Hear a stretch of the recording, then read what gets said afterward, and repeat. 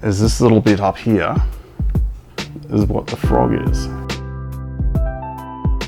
Hi, it's Dave again from the Hobby Man by Hearns, the train guy. Okay, today I'm going to talk about frogs. I'm going to alleviate your fear, your anxiety about frogs. Now, I'm not talking about the ones that go croak in your backyard or bob around in ponds. The ones I'm going to talk about are the ones on the top of your points. This little guy here. Now, this often creates a bit of anxiety or confusion. Whenever I have customers on the other side of the counter, they phone up, or I have to give them a tutorial over the phone, or they email us. There's a lot of confusion about what is a frog.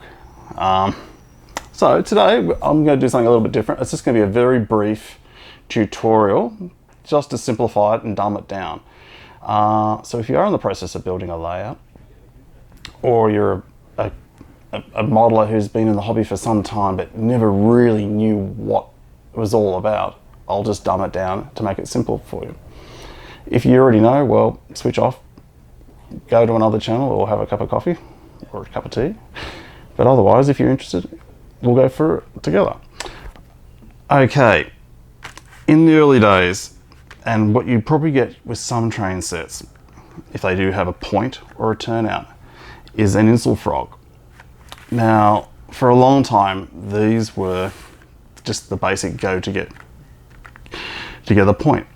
What it means is this little bit up here is what the frog is. Now, if you can just see that, it's two bits of rail that come together and it forms a V, and that is your frog in there. And what that means is when your train is coming along, this point blade will power out. So if the point is switched to the right or the left, it'll direct the power in the direction of travel. And you're hearing saying, and that's nice and simple. You can motorize it, you can put a point motor to it. There is actually a provision there, down there. A hole there for your point motor pin to go through. Nice and simple. But, this is the but. If it's DC, direct current, it's fine. What will normally happen is your engine will be traveling along, say for example to the right, it'll be picking up power on the stock rail, it'll come to this little plastic V frog here, and for a moment it'll blink out, it won't be getting power. So if we were to say, for example, this side was positive, that side's negative, or that was negative, that was positive, doesn't matter. For a moment there, your engine is going to be without power. Now if it's a DC, and you had something long-legged, like say for example, this NR, as you can see, I'll just put that in the camera, that is quite a lengthy sort of an engine from that bogie to that bogie. So if it was to go over the point like that, it'll always be picking up power at this end and that end. So as its front passes over, it'll be picking up power from behind. That's fine. But where it comes unstuck is if you're running something like a little 060, something like a little pannier, or even smaller if it had only just 4 wheels rather than 6. When it's passing over here at slow speed, it may stop or jerk, or even fall off the track. No, not really. But the point is, it will be missing out on power, and it'll have a momentary blip. With something like a big steam engine or a big diesel, where one part of the engine is up here and one engine is down here, that's fine. But with something small, it's going to struggle if it's going slow. So unless you want to speed your engines up to get over that little brown spot there, you're going to have a little bit of a problem.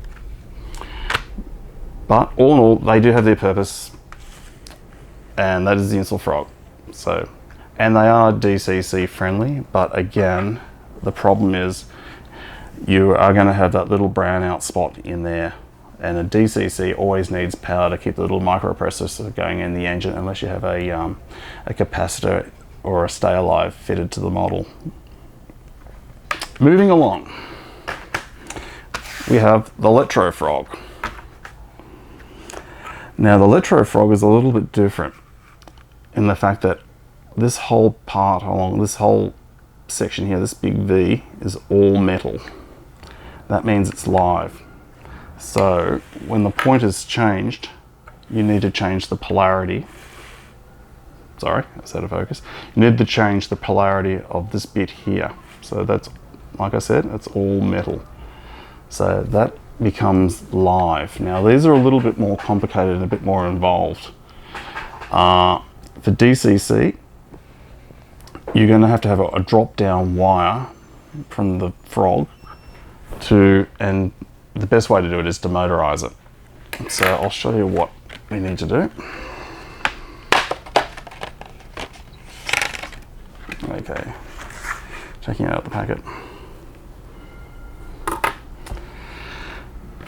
In order for this to work properly, we need to do a couple of things. One, we need to isolate these two rails here. Now, just going back to the Insulfrog. With the Insulfrog, you can have metal track joiners. These guys here, you can have them here, and you can have them here and here. That's fine. With Electrofrogs, we need to use insulated track joiners. Now, regardless of what code you're using, whether you're using, say for example, something like code 83 or code 70 or even 009 or even N-scale, you're going to have to insulate this section here with insulated track joiners. And I'll just get that into focus. They do make them for all rail codes. The other thing we need to take into consideration when you're laying your track is that you'll need to drill a hole for the pull down frog wire. Now on the bottom, you'll have a wire down here. I won't pull it all the way out. I don't know if it's coming into focus. Yeah, there we go. That is your frog wire. Now, ideally what you would do, or what I do, is I would pull that out and then solder on a piece of lime green wire because frogs are green. But no, seriously, you would solder that on and then you would attach that. Now, Electrofrogs probably work best if they're motorized, obviously, but you're going to need one of these little guys here, a switch. Get that into focus. So it's either a PL13. Now what that does, that would sit, once you've connected up your pin, it would help if I got that into focus, guys. Okay, you have a pin there, which would go through the little hole, which is there. That's the motor that would drive it from side to side. That's all well and good. But you need to have this accessory switch which would attach to the bottom of your point motor. And that's driven across by that pin. And that pin will flick that little switch across. And what that will do is change the polarity of your frog. So, just to recap, you need to solder a wire or connect a wire from your frog over to your accessory switch over here. So when your trains do pass over, the polarity, this bit up here will change the correct polarity. So whether the train's going forwards on this section or it's turning left, it'll alternate the polarity. So that's an Electrofrog. Hopefully I haven't confused anyone at this stage. And you hear, what's next? Okay, in recent times, Pico, and I believe eventually, from the rumour I've heard within the industry, is that all points with new tooling or new ranges in the Pico range will always be Unifrog. So the Unifrog, I hear you cry, what is it? Okay, well it's the best of both worlds. That's how they describe it. And it actually makes track laying a lot easier. Now the Unifrog is really a combination of the two, Insulfrogs and Electrofrogs. Again, we start off with the metal V bit, and it comes down, and I don't know if you can see that. It's going to be really hard to see, but it comes down to, it's almost like a continuous all metal V, except it has a tiny, tiny, tiny little plastic brake right down here. And I might just bring that up a bit. A little plastic brake there. Yeah, that might be it. So the actual Electrofrog in this situation is just this little bit here. So again, it's very much wired up the same way as you'd wire up an Electrofrog. On the back, you have a pull-out wire,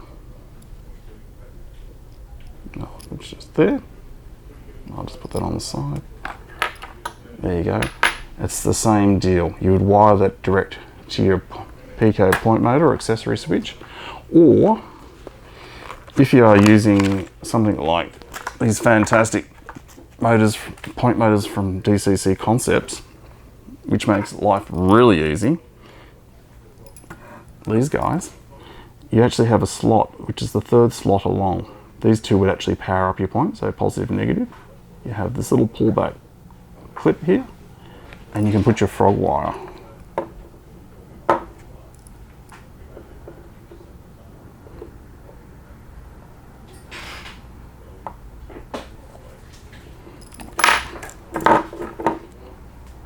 Go again.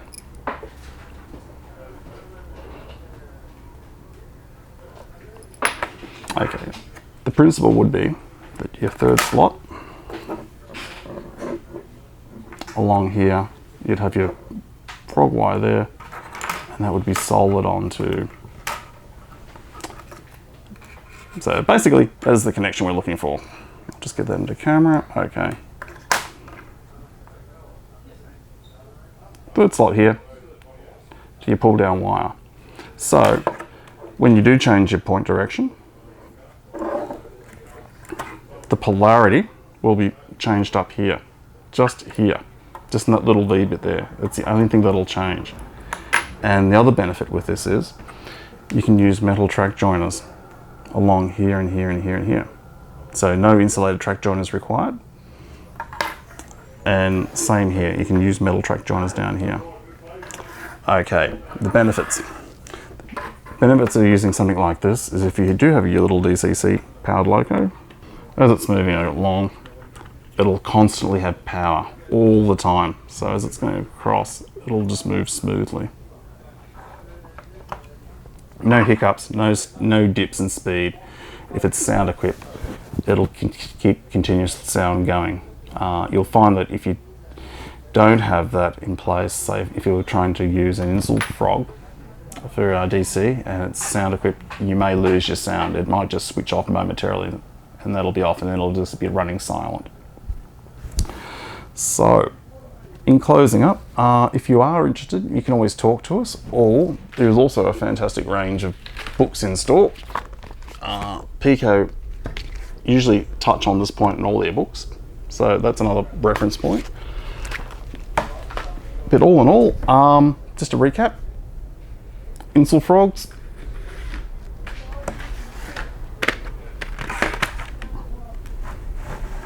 plastic frog.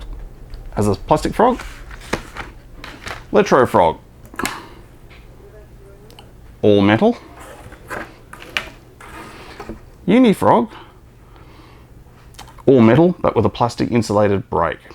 So best of both worlds. Alright, well that's me for today. If you are interested in any of our range of points, go to our website, Hearns Online or Hobbyman Online, or you can ring us up and ask for advice if you like. Until next time, happy modelling.